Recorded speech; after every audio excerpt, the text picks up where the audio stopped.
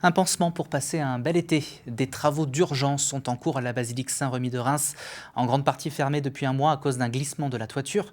Les ouvriers sont à pied d'œuvre pour sécuriser l'édifice du XIe siècle d'ici le 12 juin, date butoir avant le retour du spectacle Luminiscence et la tenue du festival de musique classique des flâneries musicales. Thomas Cordia, Claudine Crène. Sur la basilique Saint-Remi, ces cordistes entament des travaux de sécurisation de la toiture. Ouverte sur une quinzaine de mètres, elle menace de s'effondrer. Le curé de la basilique rémoise attendait avec impatience le début des travaux. Ses offices religieux ont été perturbés par ces dégradations. Nous sommes heureux de pouvoir retrouver la basilique dans sa configuration habituelle. Aujourd'hui, nous sommes tous un peu serrés autour du chœur, dans les transepts, là où on a pu mettre des chaises. C'est important qu'on puisse retrouver la basilique telle que nous l'aimons.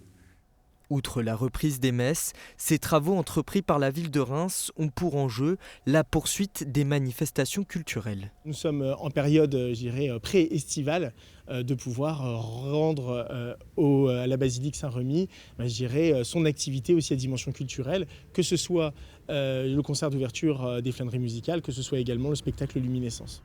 Ces travaux de sécurisation d'urgence sont évalués à plusieurs centaines de milliers d'euros. Pour autant, des travaux plus larges seront entrepris pour restaurer ce monument médiéval, classé patrimoine historique par l'UNESCO. La toiture n'avait pas été par exemple jugée comme étant la première priorité dans les premières estimations, c'était davantage les vitraux. Là on voit effectivement que l'évolution de la situation nous amène à devoir peut-être repenser à un phasage différent. Les travaux entrepris sur la toiture devraient prendre fin le 12 juin prochain.